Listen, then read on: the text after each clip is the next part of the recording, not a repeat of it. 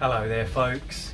This is Darren here, and today I think I'm going to talk about something that doesn't, a kind of subject that doesn't get talked about so much, or a kind of subject area.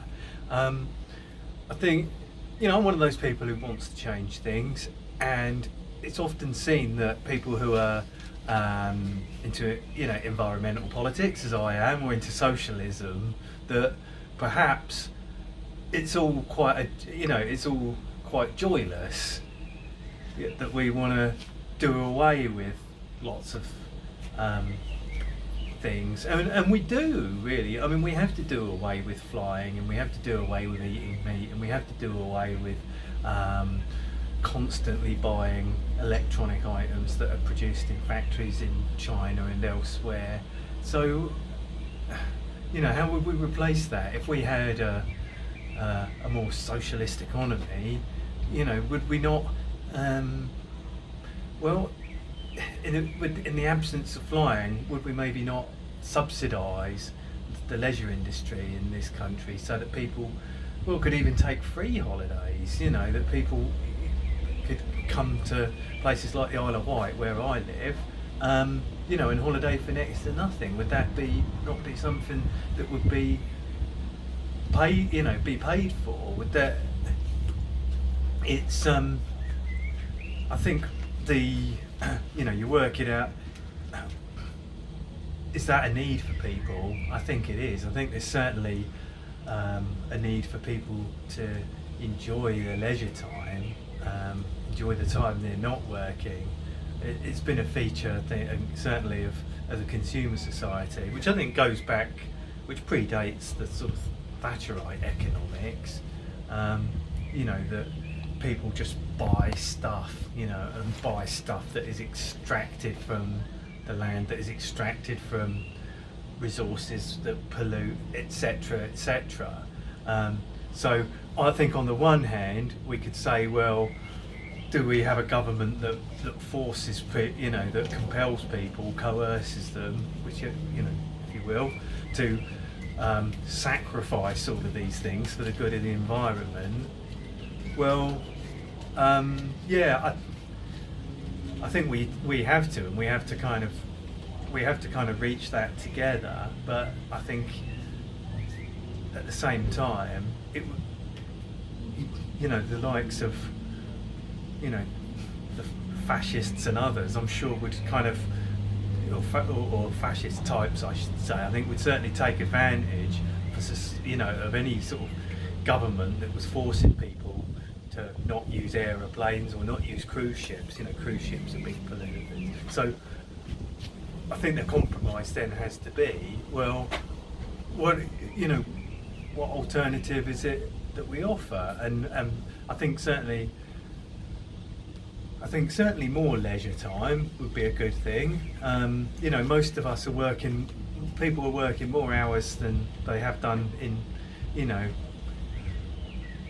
for decades. So, having leisure time and having, I think probably cheap way, and having the means to actually spend it and enjoy it.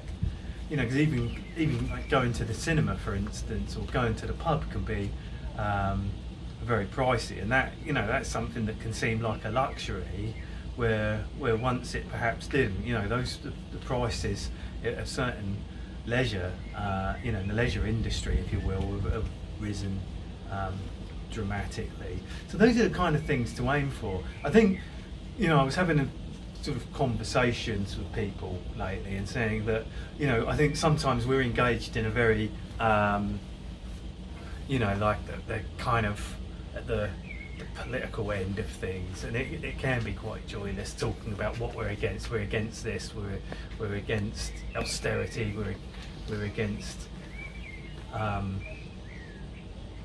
we're against low pay and 0 hours contracts. But I think we have to talk about where a better world is possible, and actually really long before, only until the industrial age came about, were we really like working around the clock for the man, so to speak. I think even in the feudal times, which were very wretched, and you know, people were treated like property by the feudal lords.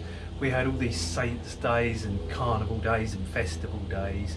You know, the calendar was absolutely littered with them, and it was a time when people were producing their basic needs, and you know, the rest of the time was dedicated to you know, just the pleasures in life, just enjoying one another's company, enjoying being part of our community, etc., etc. And I think all of us, or many of us certainly, have lost that ability, or perhaps have been brought up even without that ability to kind of connect with our local community in such a meaningful way. I mean, we're not dependent on our local communities in an industrial age. You know, we're dependent on this kind of economic system that produces all of these goods and services, you know, and that we have some money left over once we've paid for food and rent, etc. But ultimately, I think, you know, the struggle against all the problems in this world have to kind of have, I think there has to be this reimagining of what a different world can be like, that we're not, you know, just, you know, that our pleasure isn't just, you know, in simple consumerism, or maybe just a temporary escape from it by, you know, visiting the beach, or you know, just spending time at home with your family. Yeah. Anyway, the idea of doing these posts is for people to contribute. I think contribute their own ideas, not just to echo. I think go looking for ideas. You know, the wonderful thing is we live in the internet age. There's so much interesting stuff you can just find you know, at the click of a mouse. So go and find stuff and contribute. I think this is what we're trying to do, is build up a debate, and I think get people more, just learning that little bit more about the context of the economic times that we live in, you know, to put all of these factors into a context, and to see, you know, how an alternative can be shaped. And I think I've spoken enough, because I don't want to, you know, stretch people's attention spans. So I will see you next time with a different topic. Many thanks. Bye for now.